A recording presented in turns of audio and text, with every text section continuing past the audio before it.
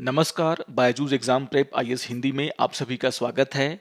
और आज हम 18 मार्च के प्रमुख समाचारों पर आधारित कुछ प्रश्नों पर चर्चा करने वाले हैं। तो आइए शुरू करते हैं आज का डेली क्विज।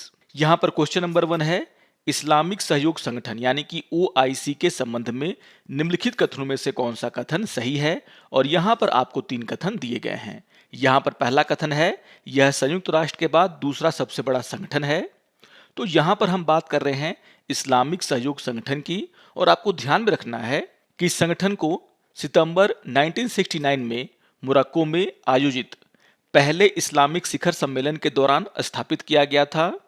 और अगर हम इसके सदस्य देशों की बात करें तो इस संगठन में 57 देश शामिल हैं, जो इसे संयुक्त राष्ट्र के बाद दूसरा सबसे बड़ा संगठन बनाते हैं।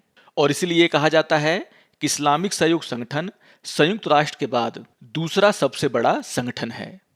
और इसके आधार पर अगर देखा जाए तो यहाँ पर पहला कथन पूरी तरीके से सही है।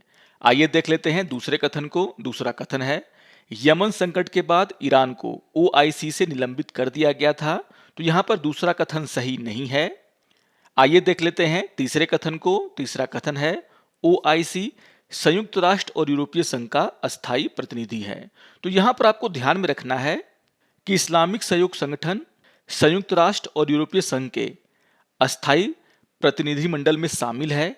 और इसके आधार पर अगर देखा जाए तो यहाँ पर तीसरा कथन भी बिल्कुल सही है, यानी कि क्वेश्चन नंबर 1 का आंसर होगा आपका ऑप्शन नंबर बी, पहला और तीसरा कथन सही है। इससे जुड़ा हुआ एक बहुत ही महत्वपूर्ण न्यूज आज के द हिंदू समाचार पत्र में आया है, जिसका शीर्षक है, OIC is guided by agenda of a nation. तो जैसा कि आप सभी जानते हैं कि पाकिस्तान के द्वारा ऑर्गेनाइजेशन ऑफ इस्लामिक कोऑपरेशन यानी कि ओआईसी के फॉरेन मिनिस्टर्स की मीटिंग में हुर्रियत को भी बुलाया गया है, जिसको देखते हुए इंडिया के द्वारा इस पर कड़ी प्रतिक्रिया व्यक्त की गई है।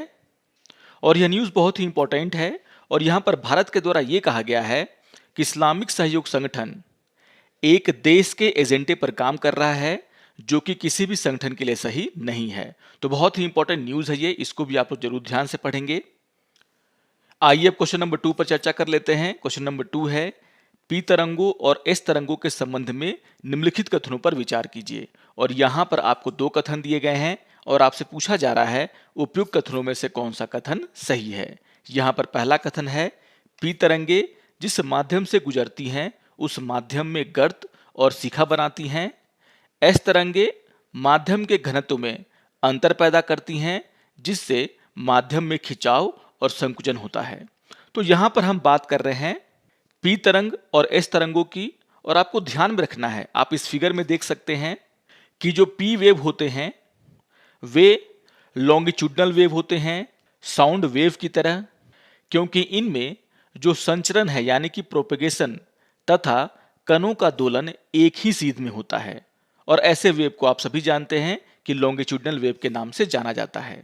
तो यहाँ पर यह कहना कि पी वेव जिस माध्यम से गुजरती हैं उस माध्यम में गर्त और शिखा बनाती हैं, यह बात गलत है। आप देख सकते हैं फिगर में कि यह काम एस वेव के द्वारा किया जाता है, क्योंकि एस वेव ट्रांसवर्स वेव हैं। और इसके आधार पर अगर देखा जाए तो यहाँ पर पहला कथन पूरी तरीके से गलत है। आइए देख लेते हैं दूसरे कथन को। दूसरा कथन है, पी तरंगे ठोस, तरल और गैस माध्यम से और एस तरंगे केवल ठोस और तरल माध्यम से ही संचरण कर सकती हैं। अगर हम इन तरंगों की बात करें जो कि भूकंपीय तरंग हैं, तो यहाँ पर आपको ध्यान में रखना है कि पी तरंगे ठोस, तरल और गैस तीनों माध्यम में गमन कर सकती हैं, वही एस तरंगे केवल ठोस पदार्थों के माध्यम से ही गमन कर सकती हैं। यानी कि यहाँ पर आपको ध्यान रखना है कि एस तरंगे केवल ठोस पदार्थों के माध्यम से ही गमन करती हैं। और इसके आधार पर अगर देखा जाए तो यहाँ पर दूसरा कथन भी गलत हो जाता है, क्योंकि यहाँ पर लिखा गया है कि एस तरंगे केवल ठोस और तरल माध्यम से संचरण कर सकती हैं, जो कि गलत है। यानी कि यहाँ पर दूसरा कथन भी गलत है। और इसके आधार पर अगर देखा जाए तो क्वेश्चन नंबर 2 का आंसर होगा आपका ऑप्शन नंबर डी। यहाँ पर दोनों के दोनों कथन गलत हैं। इससे जुड़ा हुआ एक न्यूज आज के द हिंदू समाचार पत्र में आया है, जिसका शीर्षक है, at least 4 dead after Japan earthquake. तो यहाँ पर आपको ध्यान में रखना है कि जापान के फुकुशिमा में 7.4 मैग्नीट्यूड का अर्थक्वेक आया है, जिसके बाद वहां पर सुनामी वार्निंग भी जारी की गई थी और इस अर्थक्वेक में 100 से ज्यादा लोग इंजर्ड हुए हैं और 4 लोगों की मौत होने की खबर है। और इसी न्यूज को आधार बनाकर के ये क्वेश्चन आपके सामने रखा गया था। आइए अब क्वेश्चन नंबर 3 पर चर्चा कर लेते हैं। क्वेश्चन नंबर 3 है, निम्नलिखित में से किसे भौगोलिक संकेतक यानी कि जीआई टैग दिया गया है? और यहां पर आपको 5 नाम दिए गए हैं, जिसमें शामिल है दार्जिलिंग चाय, बासमती चावल, नागपुरी संतरे, नगा मिर्च और जलगांव केला। यहां पर आपको ध्यान में रखना है कि इससे जुड़ा हुआ एक न्यूज कल के पीआईबी में आया है, जिसमें बताया गया है कि केंद्र सरकार जीआई टैग वाले कृषि उत्पादों के निर्यात को प्रोत्साहित करने पर ध्यान दे रही है।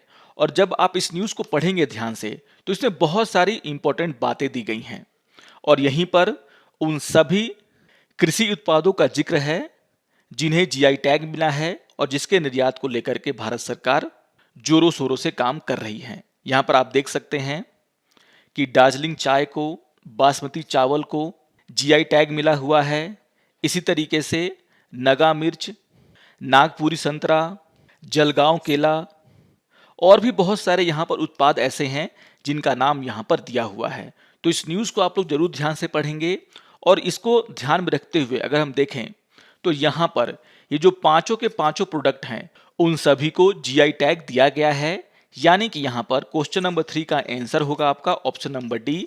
यहाँ पर सभी उत्पादों को जीआई टैग दिया गया है। तो याद रखिएगा क्वेश्चन नंबर 3 का आंसर है ऑप्शन नंबर डी। तो बहुत ही इंपॉर्टेंट न्यूज है ये और यहां पर जो दिए हुए उत्पाद हैं उनको आप लोग जरूर नोट डाउन कर लेंगे। जीआई टैग को आधार बना करके एग्जाम में क्वेश्चन पूछे जाते हैं। आइए अब क्वेश्चन नंबर 4 पर चर्चा कर लेते हैं। क्वेश्चन नंबर 4 है, सॉफिस के संबंध में निम्नलिखित कथनों पर विचार कीजिए। और यहां पर आपको 3 कथन दिए गए हैं और आपसे पूछा जा रहा है कि उपयुक्त कथनों में से कौन सा कथन सही है। यहां पर पहला कथन है, सॉफिस इलास्मो समूह की हैं। तो यहां पर हम बात कर रहे हैं सॉफिस की और आपको ध्यान में रखना है कि सॉफिस इलास्मो समूह की होती हैं। यानी कि यहां पर जो पहला कथन है वह पूरी तरीके से सही है। आइए देख लेते हैं दूसरे कथन को। दूसरा कथन है, लार्ज टूथ सॉफिस को आईयूसीएन ने गंभीर रूप से लुप्तप्राय के रूप में सूचीबद्ध किया है। तो यहां पर आप देख सकते हैं कि जो लार्ज टूथ सॉफिस है ये सॉफिस है और अगर हम इसका स्टेटस देखें आईयूसीएन के रेड लिस्ट में तो यहां पर आप देख सकते हैं कि लार्ज टूथ सॉफिस को आईयूसीएन के द्वारा क्रिटिकली इंडेंजर्ड की कैटेगरी में रखा गया है। यानी कि यहां पर जो दूसरा कथन है वो भी सही है। आईयूसीएन के द्वारा लार्ज टूथ सॉफिस को गंभीर रूप से लुप्तप्राय की श्रेणी में सूचीबद्ध किया गया है। यानी कि यहां पर दूसरा कथन सही है। आइए देख लेते हैं तीसरे कथन को। तीसरा कथन है, वन्यजीव संरक्षण अधिनियम 1972 की अनुसूची 1 के तहत सॉफिस भारत में एक संरक्षित प्रजाति है। यहां पर आपको ध्यान में रखना है कि भारत के द्वारा भी सॉफिस को वन्यजीव संरक्षण अधिनियम 1972 की अनुसूची 1 के तहत भारत में एक संरक्षित प्रजाति घोषित किया गया है। और इसके आधार पर अगर देखा जाए तो यहां पर तीसरा कथन भी पूरी तरीके से सही है। यानी कि यहां पर तीनों के तीनों कथन सही हैं और इसीलिए क्वेश्चन नंबर 4 का आंसर होगा आपका ऑप्शन नंबर डी। यहां पर तीनों कथन सही हैं। आइए अब एक प्रीवियस ईयर क्वेश्चन पे चर्चा कर लेते हैं और ये क्वेश्चन 2021 में पूछा गया था। यहां पर क्वेश्चन नंबर 5 है, निम्नलिखित कथनों पर विचार कीजिए। और यहां पर आपको 5 कथन दिए गए हैं और आपसे पूछा जा रहा है उपयुक्त कथनों में से कौन सा कथन सही है। यहां पर जो 5 कथन दिए गए हैं उनमें से जो तीसरा कथन है जिसमें यह कहा गया है कि भारत में अधिकांश इमली को लघु वनो उपज के रूप में एकत्रित किया जाता है, यह कथन सही है। जो चौथा कथन है जिसमें यह कहा गया है कि भारत इमली और मोरिंगा के बीज का निर्यात करता है, यह कथन सही है। और जो पांचवा कथन है जिसमें यह कहा गया है कि मोरिंगा और इमली के बीजों का उपयोग जैव ईंधन के उत्पाद में किया जा सकता है, यह कथन भी पूरी तरीके से सही है। यहां पर जो पहले दोनों कथन हैं वह गलत हैं, जिसमें यह कहा जा रहा है कि मोरिंगा, जिसे हम सहज वृक्ष के नाम से भी जानते हैं, एक फलीदार सदाबहार वृक्ष है, यह गलत है। और जो दूसरा कथन है जिसमें यह कहा गया है कि इमली का पेड़ दक्षिण एशिया के लिए स्थानिक है, ये कथन भी गलत है। और इसके आधार पर अगर देखा जाए तो क्वेश्चन नंबर 5 का आंसर होगा आपका ऑप्शन नंबर बी। यहाँ पर तीसरा, चौथा और पांचवा कथन सही है। आइए अब आज के तथ्य के ऊपर चर्चा कर लेते हैं। और आज हम चर्चा करने वाले हैं भारत की आर्कटिक नीति को लेकर के। और इससे जुड़ा हुआ एक न्यूज कल के पीआईबी में आया है, जिसमें यह कहा गया है कि केंद्रीय मंत्री डॉक्टर जितेंद्र सिंह ने नई दिल्ली में भारत की आर्कटिक नीति जारी की। तो बहुत ही इंपॉर्टेंट न्यूज है ये। और पीआईबी में जो सारी बातें दी गई हैं वो आपके लिए बहुत ही महत्वपूर्ण है। यहाँ पर सभी इंपॉर्टेंट बातों का जिक्र किया गया है, इसलिए आप लोग इसके पीडीएफ को जरूर डाउनलोड कर लेंगे। यहाँ पर यह बताया गया है कि जो भारत की आर्कटिक नीति है उसके 6 स्तंभ हैं, जिनमें भारत के वैज्ञानिक अनुसंधान और सहयोग को सुदृढ़ करना, जलवायु और पर्यावरण संरक्षण, आर्थिक और मानव विकास, परिवहन और संपर्क, संचालन और अंतर्राष्ट्रीय सहयोग तथा राष्ट्रीय आर्कटिक क्षेत्र में क्षमता निर्माण शामिल है। यहाँ पर बताया गया है कि आर्कटिक में भारत एक महत्वपूर्ण हिस्सेदार है। भारत आर्कटिक परिषद में पर्यवेक्षक का दर्जा रखने वाले 13 देशों में से एक है, जो एक उच्च स्तरीय अंतर सरकारी मंच है और आर्कटिक की सरकारों तथा आर्कटिक के स्वदेशी लोगों के सामने आने वाली समस्याओं का समाधान करती है। तो कुछ बहुत ही इंपॉर्टेंट जानकारियां इस न्यूज में दी गई हैं, जो कि आपके लिए बहुत ही महत्वपूर्ण है। यहां पर यह बताया गया है कि भारत की आर्कटिक नीति का एजेंडा क्या है।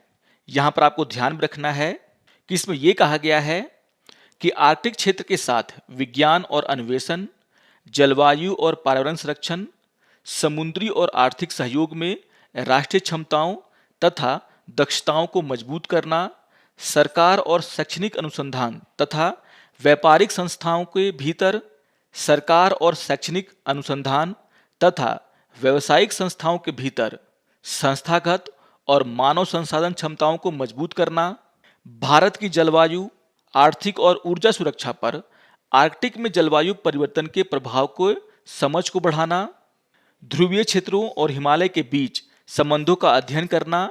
ये कुछ महत्वपूर्ण बातें हैं जो मैं आपको यहाँ पर बता दे रहा हूँ।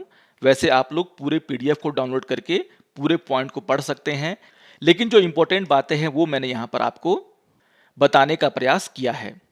तो इन सभी बातों को आप जरूर ध्यान से पढ़ेंगे, बहुत ही इंपॉर्टेंट न्यूज़ है ये, और इससे क्वेश्चन बनने के पूरे आसार एग्जाम में रहते हैं।